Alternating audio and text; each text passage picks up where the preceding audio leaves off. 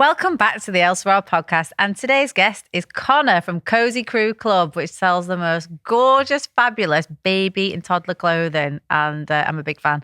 Hi Conor, how are you? Hi, good. Thank you for having me today. Appreciate it. I'm so excited to meet you properly. We met at D2C Live, which is always a great event to go to, especially if you're a D2C owner.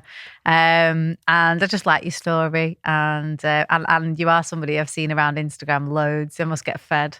All your stuff, because I am that mum that goes out and buys stuff for my little girl. Oh. So tell me about your journey. How did you begin? Gosh, yeah. So Cozy Crew Club obviously is a luxury baby brand. So we range everything from newborn up until age 5. But originally we started with just one product, which was literally just a baby blanket in itself on its own. So my background is originally international business, and then I did a master's in marketing. Wow. So the brand was born just before COVID, but it was never meant to be like a full-time kind of aspiration. Basically, I was doing a marketing role kind of full-time, and COVID came around, and on the side, I'd set up Cozy Crew Club. And basically, it was based around my childhood teddy bear. So right. I don't know if you can know about the brand, but we have bears on everything, from our blankets to our sleep suits. It's just bear central. So the brand was built around my original teddy bear. So kind of the feeling of when you're born, the teddy bear is like your biggest comfort, and you take it everywhere with you. And even though when you grow up, you still always got that connection to like your childhood teddy bear, and it gives you that warm kind of cozy feeling. So that's where the brand was kind of like born from this teddy bear. So before COVID, I set up Cozy Crew Club with just one product, which was a blanket with a bear on. And we just went live just before COVID. On Instagram, I built the website myself, and then we just kind of was contacting people to try and tell them about it or follow people just to get the brand out there. And basically, during COVID, we grew, and then my employer was like, would you like to come back full time? And I just had this gut feeling where I was like, you know what? I've treated COVID like a Monday to Friday, 9 to 5, trying to build this brand. So I said no, and then the rest is history. And now we're here today with a fully fledged baby brand, not just blankets, but sleep suits, track suits, matching mum and baby attire. So we've come a long way since COVID to now, which is fantastic. So I'm glad Yeah, exactly. Yeah. So what kind of role? So you're doing a marketing role, and what kind of business was that? So that was digital marketing. So that was at an agency. So I was just kind of learning behind the scenes about paid ads on Google and kind of Meta and how they all kind of worked. So that was kind of my full-time role after university and my master's. And I learned a lot from that role, obviously. I bet that's really useful because I just ignore it and just pay fortunes in agencies. No, and that's what taught me about paid ads and how to kind of leverage them yourself. And obviously through COVID and lockdown, I did a few online courses and stuff. So that really put me ahead without having to pay the huge agency fees because I knew it all myself. So marketing is my strong forefront. So that helped me a lot in order to kind of get the brand off its feet. Would you say it's beneficial knowing like paid ads and everything like that for building a brand? Would you say that, I'm somebody who obviously pays a lot in agencies, and, we do a lot of paid ads and Google, and I actually know nothing about it. And I think if I had a better footing and a better understanding, I'd at least know a bit more what was going on. Like sometimes I just look at the interface on Meta and think, it is confusing. I can't understand this. Do you know what I mean? Yeah, it's a lot of numbers, and I'm not really a numbers person. But I think it's important just to kind of understand the kind of layout of it, how it all works. So who we're targeting, whether it's top of funnel. So for example, top of funnel would be, new acquisition customers, people who've never heard of the brand. So how are we speaking to them? What kind of tone of voice, the language that we're communicating, and the visuals compared to bottom of funnel, which is people who've already heard of the brand. So it's just kind of figuring out how we communicate differently to them customers and approaching them in a way visually, because obviously it's weird because on Meta and stuff, the ads are kind of, you have to create ads that kind of stop the scroll in a way, because people aren't there to shop. They're there to, check Instagram, talk to their friends and stuff. So when they see an ad, it has to be something that kind of captures them. So that was kind of my trying to get the hook, basically. So I think it does help to learn a little bit about the ad landscape, because obviously it's understanding your customer and your target audience and how you're communicating with them and getting them to shop your brand. So that definitely helped me a lot in the startup stages, and it saved me so much money as well. So I think literally this month is the first month where I've actually signed up with an agency. Right, okay. And since the start, I've never been with an agency, always done it in-house myself or one-on-one with a freelancer. So this month, obviously with the growth I want to do this year, I was like, I think it's time to finally let go of the reins and let an Which agency do it. have you gone for? So it's called Develop Digital. So Right. they're a small agency in London. It's all women-led. So it's 5 women who run it. And I've been in touch with them for a year and a half now. I actually met the owner at DTC Right. as well Right. in March. So I kept an open relationship with them. And I was going to go with them last year, but we just weren't at the level of growth that we wanted to be. So yes, I'm ready to take that leap for an agency, but definitely paid ads. Yeah. If you can learn a little bit about it or just how they kind of operate and the kind of structure, it's always good to know. Yeah, there's a lot to learn with paid ads, the acronyms, the CAC, the ROAS. I was a bit like, what? You know, when I first began. Yeah. And now I still willfully ignore it, I'll be honest. I should really jump in it a bit more, but I feel like that's not my strengths. Yeah. And what I'm really good at is like visual marketing, kind of emotional marketing. And I love that. And I'm really good at traditional PR, which most people are not good at. Yeah. And our biggest lever. So you learnt paid ads. And I always feel like if you're going to run a brand or be a founder, if you don't understand marketing in any way, you've got no chance. You've got no chance. So you understood paid ads. You came from a marketing background. You don't even realize it, but that is unbelievable for a founder to have. People have got like, they roll about the product, which is always good. You need to have a great product. But if you don't understand how to get it in the hands of a customer and speak to them properly, you've got a real big battle on your hands. Now, my forte is traditional PR and press, and I'm really good at that. And that's our biggest lever and our biggest money maker, definitely. Yeah, disruptives can be great. That's something we've not done before, but it's on my goal list this year. I was like, I need some sort of PR or interruptive marketing to kind of create a bit of a buzz. Yeah, definitely. And I know you've done that for many years. Yeah, exactly. So coming up with a good headline is your main thing. And I'm always coming up with that. Well, every day I used to do that. That was my bread and butter. I got paid £12,000 a year to come up with like a mega headline. That was my salary for a year. But it was a great training ground in how to do it, you know, earning your keep on a shoestring. But yeah, really good. So that's how you started it. So you started with the blankets. Yeah. And then it must have been going well. Yes. And people wanting more stuff from you. Yes. So we started with the blankets. And then obviously, as we went through COVID, the business started to grow. But then I realized if I was going to do this full time, just selling a blanket would not be enough to sustain us. So I knew that we had to create clothing to kind of expand that kind of horizon and broaden the range. So if people are going to buy a blanket, they'll buy maybe a matching sleep suit. So before we went into the clothing, I really wanted to make a focus on creating sustainable but also ethical baby clothing, because at the end of the day, when people are buying for their children and babies, they want stuff that they know is good quality, it's durable, it's ethical, and it's sustainable. Yeah. So before we started the clothing search, I wanted to make sure that the fabrics we were using were buttery soft and kind of organic cotton or bamboo blends that were breathable, especially for kind of newborn babies. So from the blankets, we moved into clothing, and obviously the bear print came with us.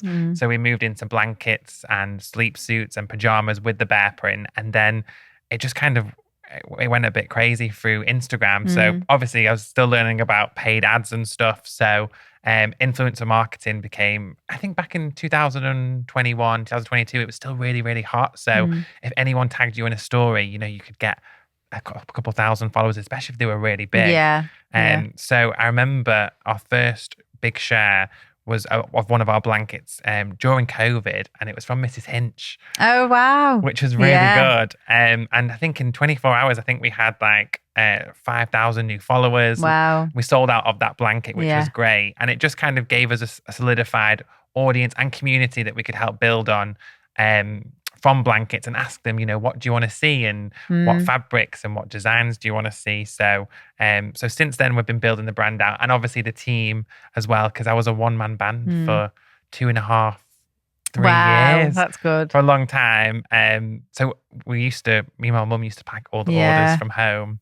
We had all the blankets in the conservatory, and then we'd start packaging them. And then I think after Mrs. Hinch's share, my mum was like, we can't keep doing this in the house anymore. Like, you need a little office or something. Yeah, the porch was like full with boxes for delivery, and she was like, you need to find some sort of storage unit. So Yeah. we moved then into a storage unit and kept expanding, really.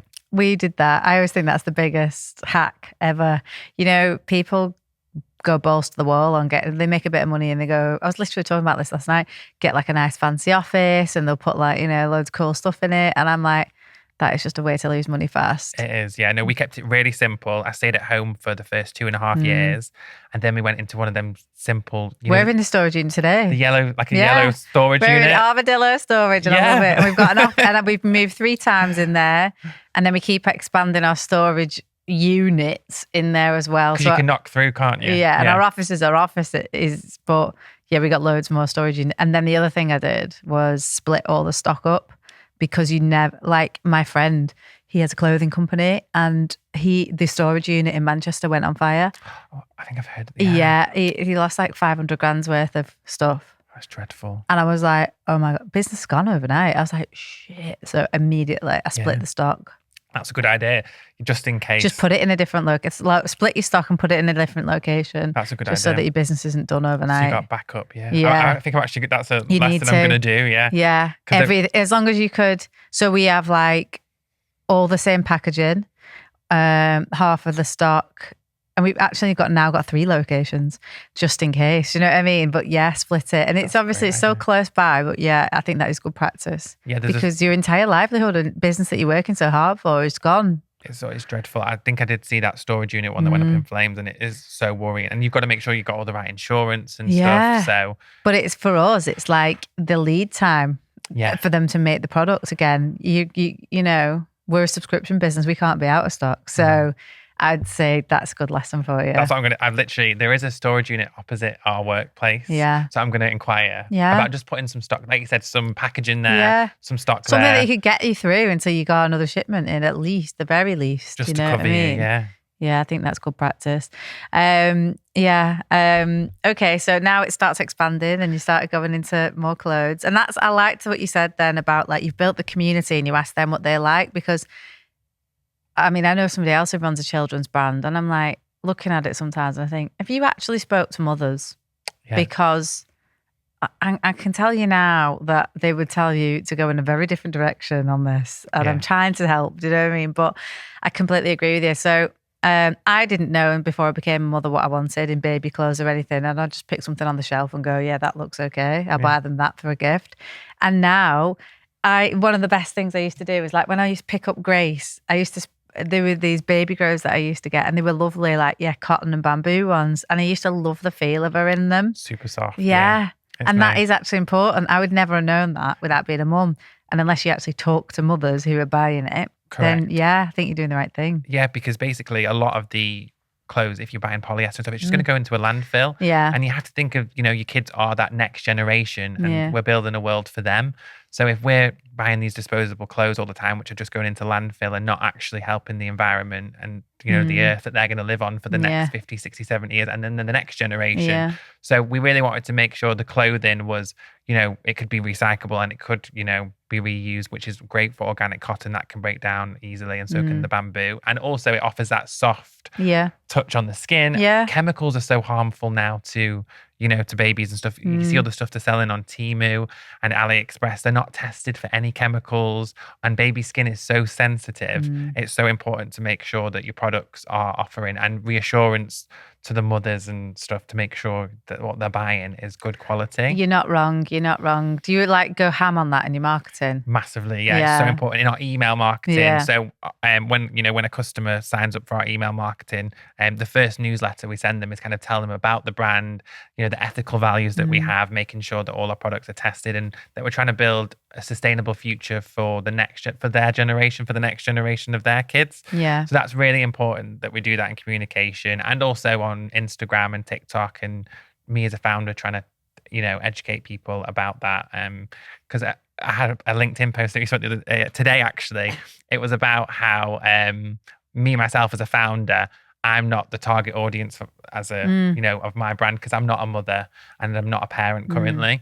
But that doesn't mean that I still can't build trust with my audience and make them see that what we're producing is trustworthy, and keeping open communication with them and letting them see me as a founder, that I produce quality clothing for their babies and for the next generation. So as we did go into baby clothes, one of the most important things was to talk to our community, as you said, and find out what do they like, what do they not like. So, for example, two-way zippers were really important to mums. I was just about to say that, yeah. So I bought baby Maury one two-way zippers, and then ever since I was like, I need two-way zippers in everything. Yeah, it's a no-brainer. It's easy for night changes, top and bottom.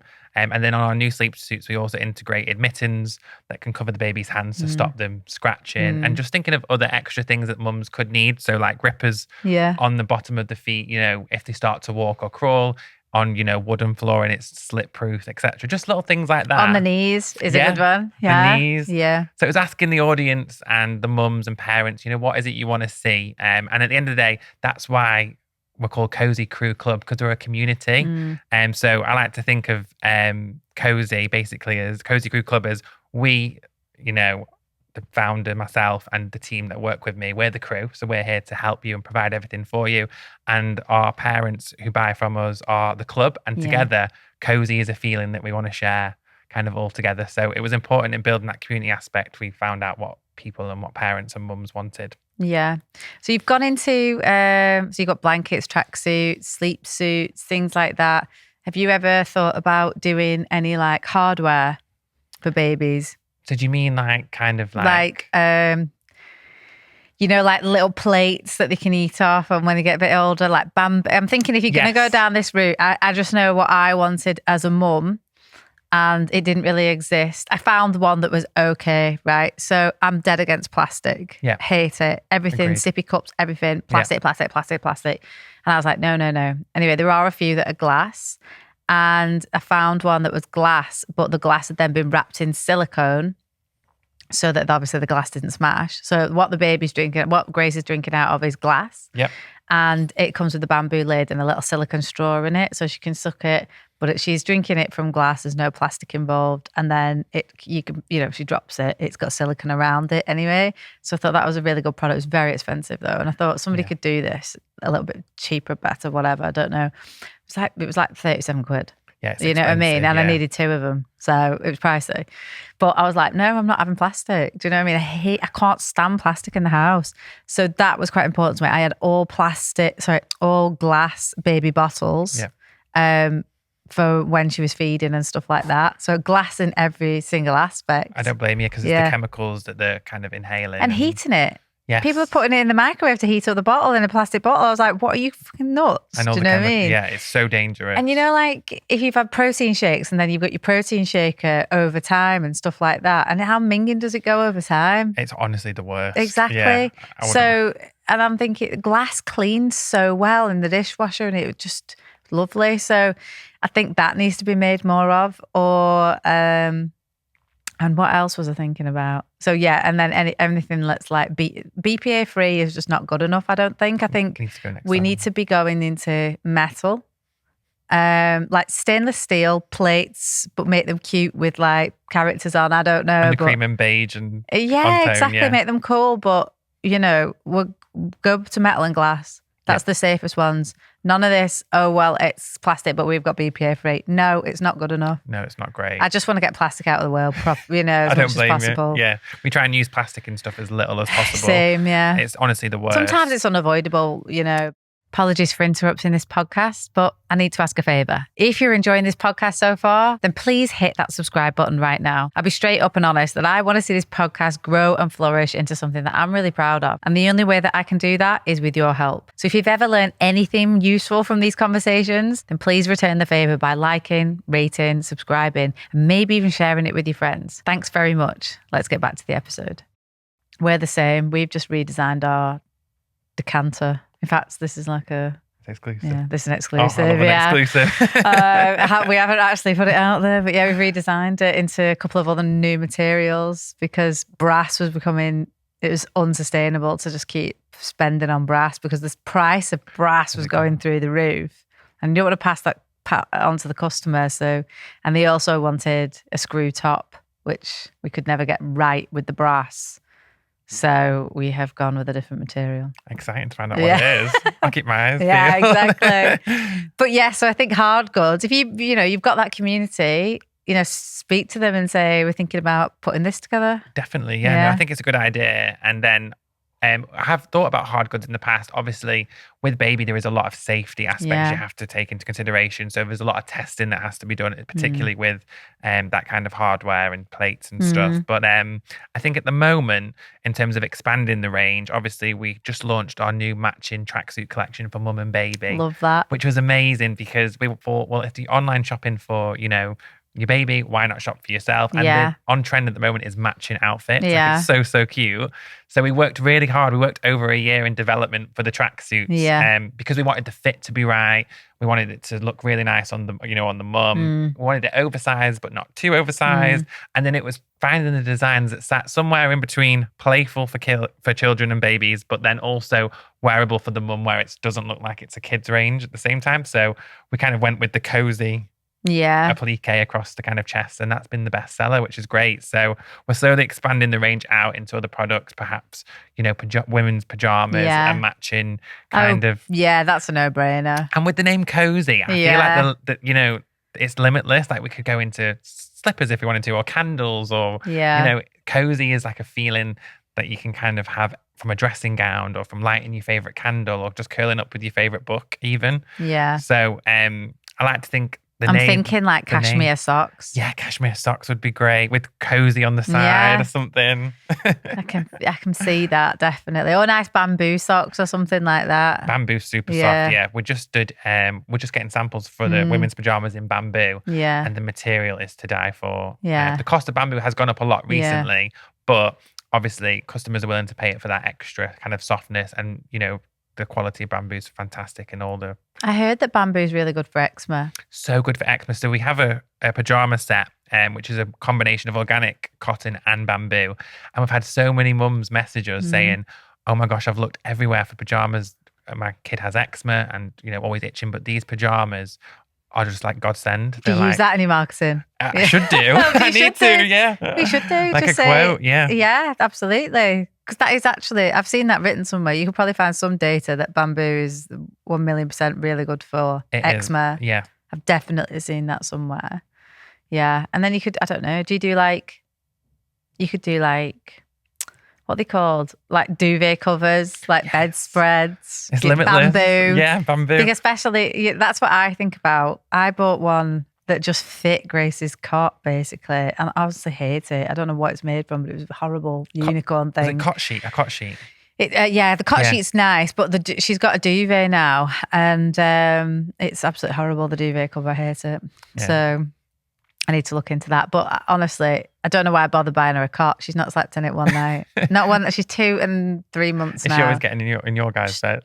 There's no fucks given. She's just, that's it. Your bed, mum, your bed. Yeah. Like that. Do you know what I mean? And I love her being next to me. I'm like, it's not going to be forever. But my partner's a bit like, this can't continue. And I'm like... It's nice knowing that they're right next to you though, isn't it? It's reassuring. God. I cuddle up to her at night and I can just feel my cortisol level just do that. That's nice. You're meant to, it feels right. Do you know what I mean? We are like... maternal instinct, isn't it? Yeah, baby carrying mammals. We carry them. Yeah. And it's natural. So I'm not having anyone tell me it's not.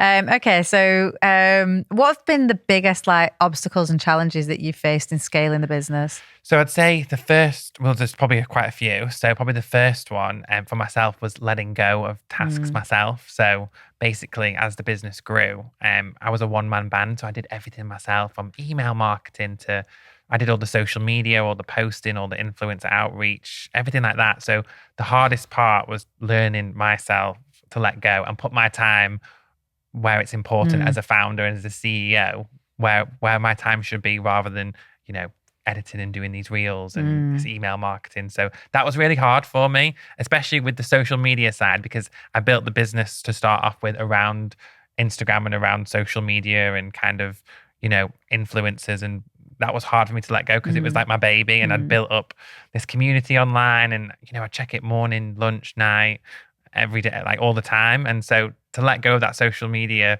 kind of role was really hard for me. And it was about finding the right team. So that links into the second kind of challenge, which I've found is finding the right team. It's so hard.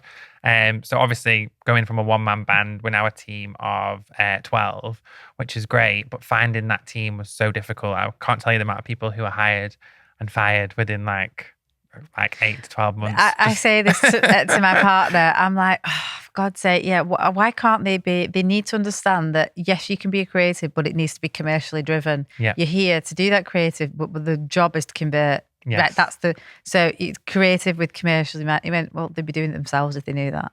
And I was like, yeah, true. Anyone who knows that and can get that is probably running a business themselves. Correct. Like, you know what I mean? Yeah. I'd hire you in a heartbeat because you know that. Yeah. You know that straight away. Otherwise, you wouldn't be sat here. Exactly. And it's trying to find people like you. Yeah. And conscientious who are passionate. Because basically, I'm so passionate about my business and it leaps from me. So it's hard to find someone who's that enthusiastic about whatever that role is they're doing, whether it's social media, whether it's, even just customer service. They have to have that sort of enthusiasm or kind of excitement about the brand, or just been following the brand or know about the brand. So that was really, really difficult, especially on the social media manager side. And it probably took me around about 2 years to find someone who I really trusted. And that was Georgia from the Blonde agency. They're local to me. Right. And she just understood the vision straight away and what we stand for, and how we're communicating with our audience as well, and how we're speaking to them on a daily basis. So that was reassuring, and that was my first kind of proper hire, but the hardest to kind of let go of because it was the most important to me. And from then on, I kind of felt like, okay, now I can slowly target the other ones as we grow. So obviously building a good team who do all the packing and customer service. We do it all in-house. Still do it in-house. Yeah, because I did look at, obviously, as we've grown in scale, to look at, fulfillment centers and stuff, but I've heard so many horror stories. Listen, they're not easy. I was the same. I'm 4 years down the line, pretty much similar scale to you. We still do first order in-house for a couple of reasons, and we like to give the magic on the first order and stuff like that. But then if it's like a normal subscription and stuff like that, that can come from a fulfillment center. One, it helps us split the stock. Yep. And two, we did get, it just meant that like we could have a bit of a day off. Do you know what I mean? And the other thing was, we got kind of better rates because obviously they're doing our bartering, and Royal Mail lost like 120 grand's worth of stock over like the course of about 2.5 years. Yeah, and they offered us like $2,000 in return. It's fucking stupid. And everyone goes, why do you go on about Royal Mail so much? That's why. Yeah. Okay. So, and by the way, they're still letting us down all the time. I mean, Kelly's constantly on the phone, but you never get any money back from them. They make it too convoluted to try and get your money back. You can't speak to anyone. We have no account manager. It's a fucking shit show. So at least then our 3PL partner, which is ShipBob, they do our arguing on our behalf, and we do get the money back really quick. That's good. That's a plus point.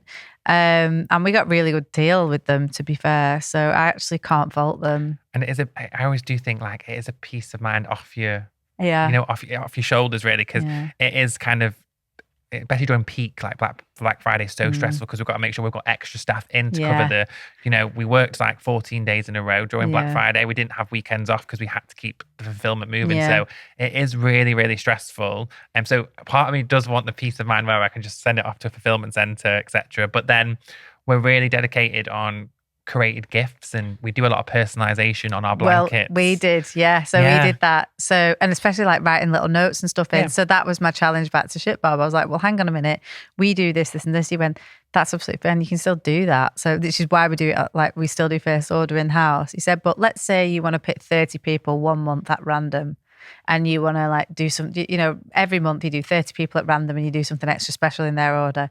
You can just remove it from ShipBob's interface, and then we just do it from the office. So there is a way around it. Yeah. Because it is nice, that extra touch. Well, it is, yeah. So I would think that you are at a level where you probably, and the thing is, you half your staff bill. Yes, that is true. I mean, I'll tell you now what you would pay the slight increase in your shipping.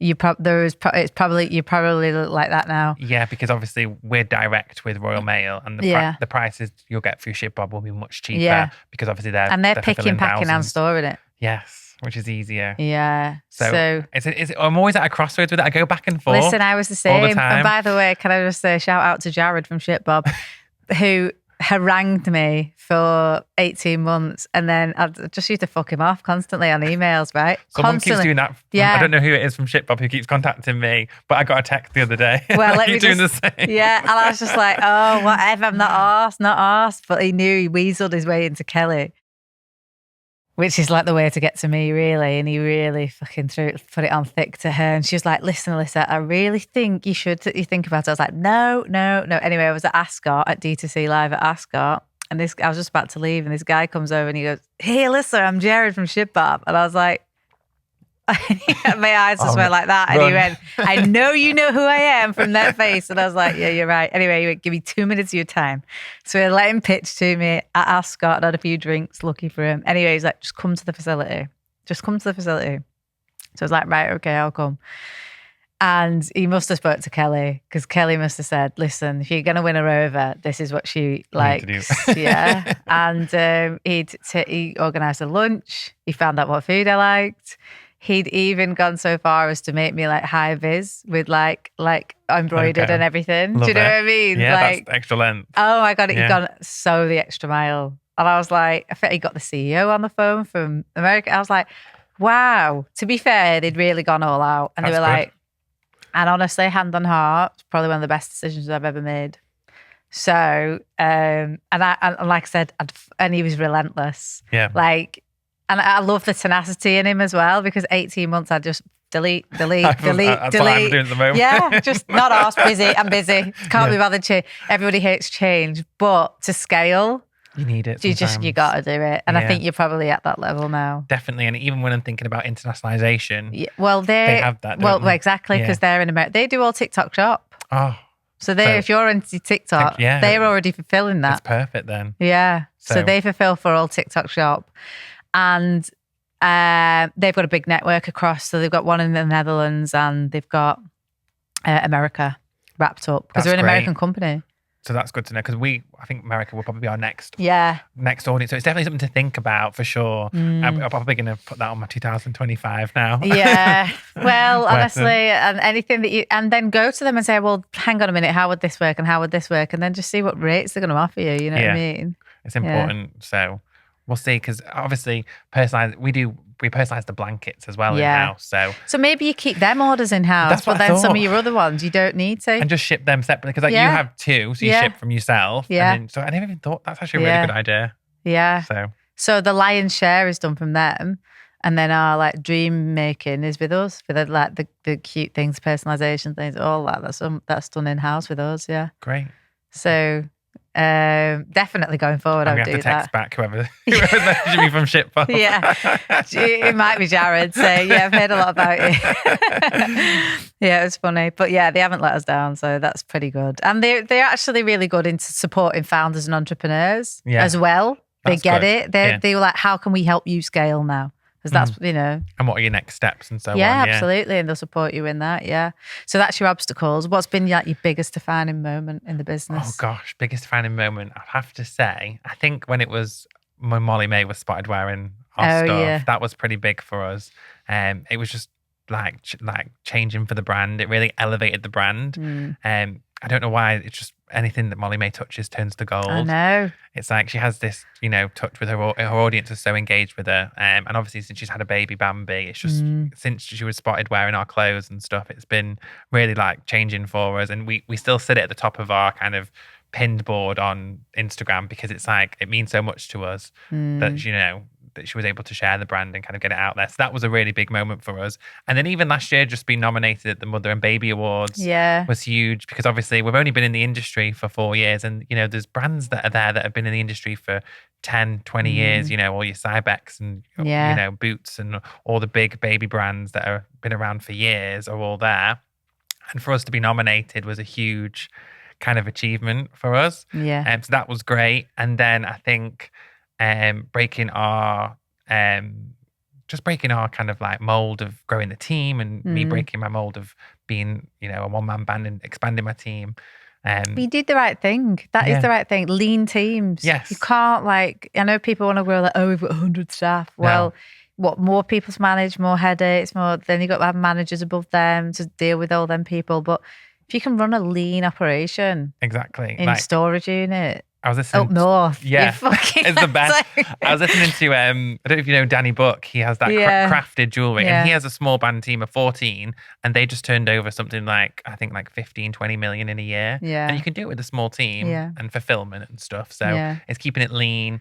And I learned that from that. Have you read that book, The 4 Hour Work Week? It's great because it basically just teaches you how, you know, if you've got with your team, as long as they're getting their work done in that 4 hours, they work optimum for them 4 hours and get everything done, you know, that's fine. Create a team that's lean, but then gets the job done, and you're all set, really. Yeah, that is true.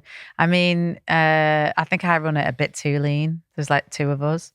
Do you know what I mean? There's 4 years, 2 of us. It's crazy. And but we rely heavily on like freelancers. Yes. Do you know what I mean? So we've got a graphic designer. She comes in 1 day a week. We've got a social media girl now 3 days a week. And then we have people who might come in and help us pack, but it's on an ad hoc basis as and when we need it. It's just like, we've got the 2 people core team. And then, we've got an agency for like our ads. Yep. We're kind of like pumping out creative ourselves. So it's just, But I think I'm running it a bit too lean now. But freelance is great though. We use freelance for our email marketing, for our kind of bookkeeping and stuff like that. It's so good. Like, and if they understand the brand and the message, it's been, you know, it's great. Email marketing, our freelancer is fantastic, and she understood the vision, and you don't have to have them obviously full time, which is great. And then you can just pay as and when you need them. And for small brands and growing brands, it's so important to have that you know, that interjection of freelance. Definitely, especially if you're trying to aggressively grow. I mean, either you've got a massive wage bill, or you can use that to kind of new product development, or new research, or more marketing, or whatever it is. Do you know what I mean? In-person activation, where you can actually do an event with your customers, or... We're trying to do more of them. Yeah. We did our first one last year, which was great. What was that? What did that look like? So we recently went into Casa Children's Wear, which is in Bluewater down south, in August last year. So we did a launch there, a store kind of campaign, and we did an ambassador search, which was fantastic. And like, we've never done any in-house or, you know, activation at all. And it was the first time we did it. We had like a queue outside the door, which was insane. Mums were showing up in their matching cozy tracksuits, mum and baby. And we had so many attendees all come to get the photo taken to be the new face of Cozy Crew Club. So that really spurred me on. And it was great to finally be able to meet customers face to face, because I've never done that before. It's always kind of been via email or Instagram. So to be able to meet mums and talk to them face to face and see their excitement about the brand, and they're there holding their little one who's wearing Cozy Crew Club. It was like an unreal kind of moment for me. So that's now encouraged me this year to increase the kind of activation in person. So we're looking at different things. Like, obviously I know at the moment in influencer marketing is changing. So rather than doing like an influencer marketing, you know, like a baby shower for an influencer, we could do something with actual real mums, you know, who support and love the brand, rather than paying an influencer to show up and it's all about, you know, them. It should be more about our community and us all together celebrating what they love about the brand, and just having a nice, like, you know, whether it's an Easter brunch or a baby shower brunch, or celebrating pregnant mums for Cozy Crew Club. So it's definitely something I'm trying to increase. 1,000,000%. I mean, think of all like and then the thing that's nice with that, and we see when we do these like ladies' lunches and stuff like that, is then they all become friends and support each other. That's nice. And I think, I mean, I didn't have any mum friends because I didn't do any mum things because I was back in work 2 weeks later. So, and I really regret that. Like, I'd love to go on like coffee mornings and coffee walks with your pram walk or whatever. But yeah, I think, I don't know, you could do like a baby yoga session, or do you know what I mean, or anything like that. Really brand it up, give some nice goodie bags, the yoga mats and stuff, the branding and coffee cups and stuff. It'd be really cool. There's a few in the community, like local mum networks who do that. So I'd love to maybe sponsor one or get one going. So it's so important. And it obviously, a good thing with us is mums always buy from other mums. So it's word of mouth, and like that word of mouth, traditional marketing can work so well nowadays. And you've hit the nail on the head, and I actually said this to somebody the other day, because I was like, I think you're thinking about this in the wrong way. I was like, you're not putting yourself in where people are. These women are. And you're absolutely right. They're in communities. They're in WhatsApp groups. They're in Mumsnet.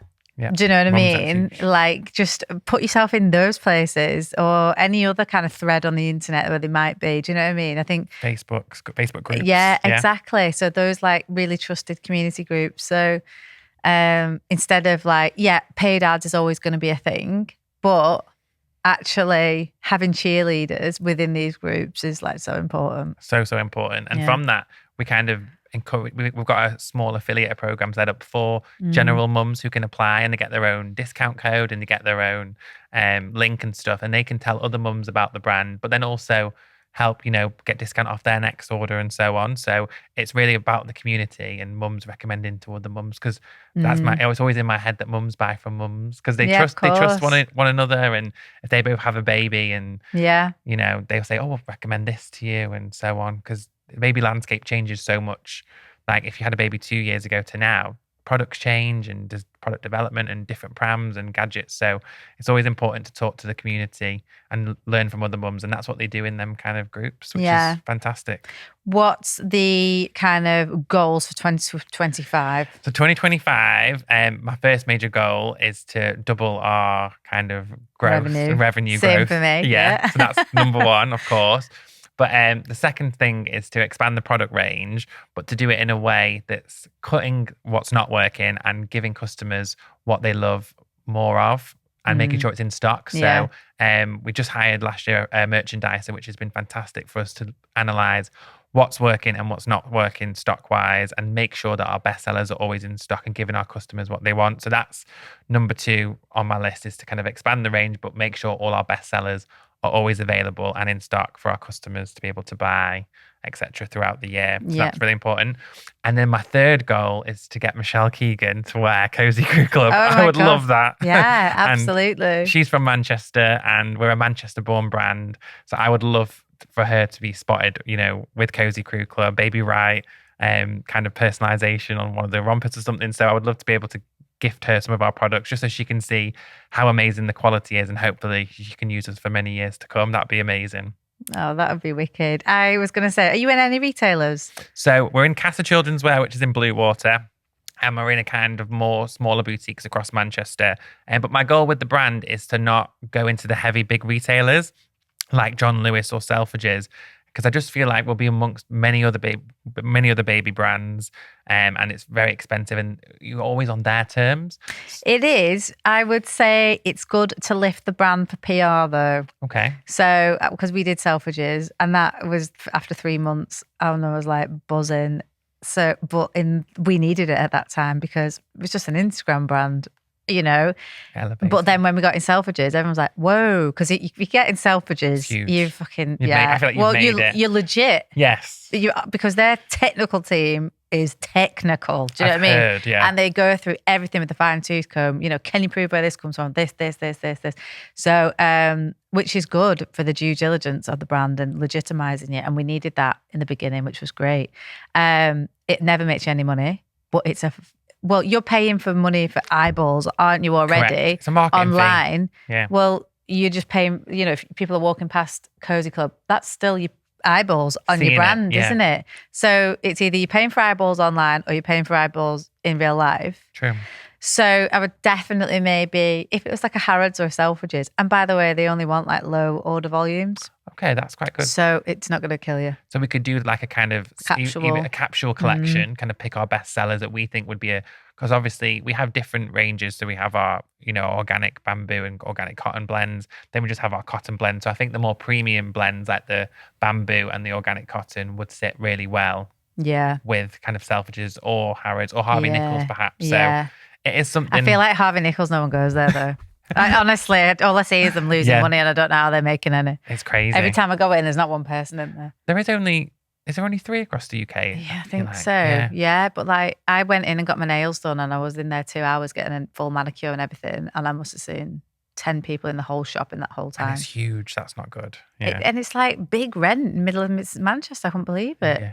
And I thought, how the fuck is this? And well, I looked at something the other day and they'd lost like 25 million this year. Oh gosh. Yeah. So that explains everything. Yeah. And I'd be shocked. So I would go Don't- Harrods. yeah. Or I'd go Selfridges. Yeah. Yeah, I think those two. There's something about John Lewis is just not appealing to I don't think it would match as well with our brand. I think Selfridges and Harrods seem to be a good fit. I think if you did a pop-up in John Lewis, they do well. Because I think if you were there and people, I can tell you right now, actually, now I'm thinking about it, when I became a mum, I became a John Lewis addict. Did you? Yeah.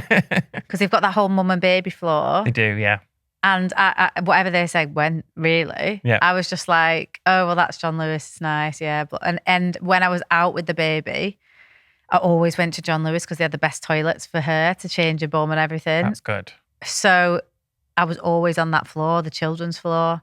So actually, Maybe I think I would go, if actually out of all them three, oh, wow. I'd go John Lewis. Okay. And that's me, one, as a business owner.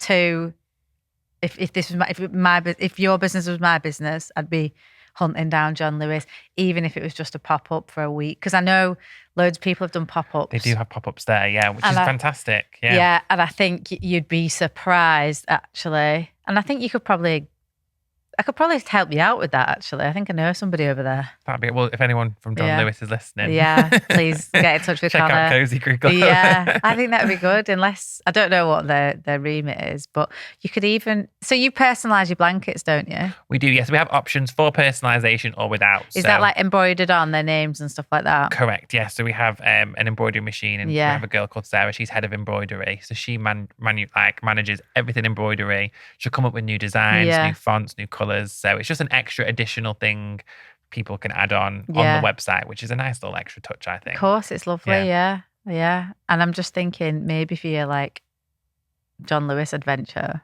you could do that then and there. In-house, well, yeah, because the machine's not that big. You can take it to a pop-up, have someone man it and offer that service in store for a pop-up for a week or 2 weeks would be, especially around Christmas time, that'd be great for gifts. Of course it would. It'd be perfect. I think you should definitely put that on your list for 2025. Because there is another company that does it because everyone bought it, May. Was it My First Years or something? My First Years are big on personalisation. And I'm thinking they're in Selfridges, so then maybe Selfridges wouldn't take you for that reason. So I'd go John Lewis. Yeah, it's a great idea. I like it. So lots of going on my list as soon as I get on my phone notes. It's me. And I'm just saying as a mother that they are the best toilets you can get in a city centre. I would never have known that because myself I've not been in. They're massive. That's good. There's an area where you can go and breastfeed that's all nice and comfy and cosy in there. And I used to think, right, off to John Lewis. Every time I go in town with her, we go to John Lewis. Yeah, because I know there's a cafe on that floor. So if she's whinging, I can get her something. The toilets are amazing. And we always have a look round the clothing. Yeah, so you can buy something while there as well. Yeah, and there's never a time when I take her out when I don't get her something, either clothes or shoes or a coat or something. There's never been a time. Oh, so she's a lucky girl. She's a very lucky girl, believe me. And like even we went to the works yesterday and she fucking picked something up and I was like, wouldn't let it go. I was like, right, what's this? Jigsaw, right? Come on. Do you know what I mean? There's never a time I go out of the house. Something. Yeah, so I think definitely put that on your goal list. Okay, and then you want to go into America? Yeah, so we've had some really good kind of influencer outreach in America. Last year we were spotted on the Kardashians, which was insane. Oh, fucking hell, amazing. I couldn't believe it. We kind of got in touch. On which Kardashian? So it was Kourtney. Oh, Kourtney Kardashian and Travis Barker. So I literally remember emailing. I must have sent about 25 different emails to so many different agents in America, just trying to get hold of someone, say, can we gift them something? No replies. And eventually I got through to Travis Barker's assistant and he replied, and I thought, well, if I'm sending them something. How do you go about that, right? So you first of all, you see someone's just got pregnant, right? And then you think, right, I could do with getting them in cozy, right? Yes. So then where do you begin? Well, it's first of all, the first process is I have Google alerts on. So whenever anyone announces they're pregnant, I know straight away and I'm contacting them or congratulating them on social media. So obviously we found out that we were pregnant, and then it's finding the ports of contact. So our number one, which works amazingly all the time, is direct message on Instagram. Like I'd say 80% of the time, the influencer or celebrity replies. But obviously when you have high profile people like Kourtney Kardashian, Travis Barker, it was nearly impossible. So I hunted down all the emails online, found them eventually, drafted out my emails, and we did get a reply, which was great, from Travis Barker's assistant. So I was thinking, well, we need to really create something special and something. I thought we need to create something custom here, because like this is like next level. And obviously they're really into the kind of the black hearts and rocker skatiness. So we created a blanket personalized with baby Barker on, which was a white blanket but with black embroidery on with a black love heart. And then we created a custom sleep suit, which had a custom print on of a drum kit, because obviously he's a drummer, black love hearts, and kind of like a childlike skeleton, because that's the kind of into that rocker kind of thing. So we sent it. The assistant messaged back, said they absolutely loved it, and then that was it. I never saw anything on social media. And then literally my friend messaged me and said, I think I've just seen your products on the new episode of The Kardashians. I was like, what? I was like, there's no way. And then I checked on the latest episode, and there it was. They placed it in the nursery, the blanket over the cot. There was Kris Jenner folding the blanket, putting it away. And I was like, sick. I couldn't believe it. I was like, that was pretty good for 2024. So that really created a bit of a noise. And obviously we created a lot of social media footage behind it and stuff. So that kind of created a bit of a buzz in America. And we had Lindsay Lohan share recently, which was great. And just is she pregnant? She's had a baby already. He just turned 1. Yeah. She kept it very private though. I didn't even know. And we sent her some stuff, which was great. And she was very generous to share the product, which was amazing. So we've had a lot of interest and organic orders from America, which is a good sign that there's interest in the product and stuff. And I'd go ham on British made, British. They love that. Yeah, Union Jack flags, all that. I think it still holds a little bit of weight. Yeah. Oh, I think over there. Does. Over there, it definitely does. Like, they love the crown, they love the Queen, the royal family, anything British. Yeah. Kate and William. They're always following it. So I think that would be a really good, obviously we're not made in Britain, but we're a British brand and designed in the UK. Exactly. Yeah. Anything that you can put like that on it, I think would be great. Yeah. Yeah. So it's just kind of figuring out, I think the first thing is to figure out the logistic situation, like you said, whether that's fulfillment or so on. So we'll see. But it's definitely on my list this year to kind of look into research and think of a strategy of how we're going to go about it. What about the UAE? The UAE is also another good one. We get a few good orders from Dubai.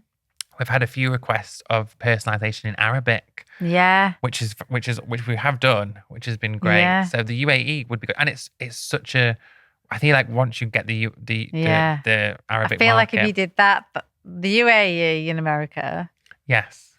I think you'd be very good band. And good fact, my dad is actually Arabic and from that part of the world. Well, so he knows all the kind of market and speaks the language. So I'm already halfway there. Exactly. Yeah. I think that would be a good one for you. I don't know. You could, I don't know, lots of gold and embroidery and, love that. Do different colours. But again, it's about doing boots on the ground research, finding out what's the best sellers over there at the moment,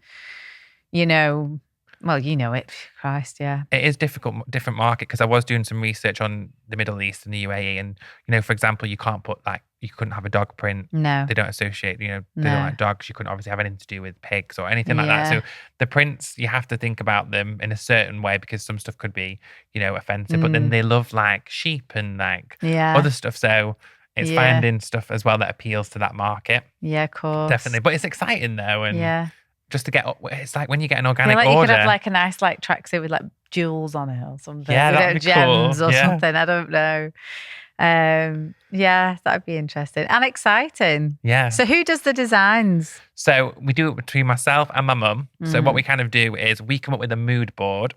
And then we work with freelance designers. So we'll go to them and say, this is our kind of ideas. We put together a mood board of what kind of prints we want, whether that's a cherry print. And we'll say, right, we want this Pantone, this white background, cherries all over. and then we'll pitch it to 1 or 2 different designers who we've worked with in the past, and then they'll go away and kind of come up with their kind of ideas or concept, and then we'll pick one that we like, and then they'll go away, design the actual print, and then we'll move into the sampling stage and fits and everything like that. So the good thing about children's wear is it's not as seasonal as, you know, our kind of fashion and stuff changes for us 4 times a year quite a lot. Whereas with kids, it's actually quite good. It's kind of summer, winter. Especially the basics, like, you know, Grace always has a vest on, so it's just whether she's got short sleeves or long sleeves. Yeah, it's you simple. know, and that's always got to be nice material, well washed, you know, all that. Yeah, so we're lucky with that. But I do think the baby industry is adapting design-wise to trends a lot more. So, for example, the cozy tracksuit that we've got, we're bringing it out in, which is an exclusive. Today we're bringing it out in a burgundy color, which is obviously on trend at the moment. So we're trying to keep up a little bit with the kind of trends that are going on in women's fashion, but bringing it through into the baby industry a little bit as well. Yeah. Brilliant. Well, I've really enjoyed chatting to you today. Believe it or not, we've done an hour and it's gone so quick. I know. Oh my gosh. I know. Well, thank you for having me. No, it's been really good. I'm going to be a firm buyer of everything on Cozy Club. I love your ethos. I love the ethics behind the brand. I love what you're doing with it. I think it's great, and I know you're going to get Michelle Keegan. I'm going to manifest this for you right now. Thank you. I'm manifesting it too. I'm so excited for you. Thank you so much. Thank you so much. Thank you. Bye.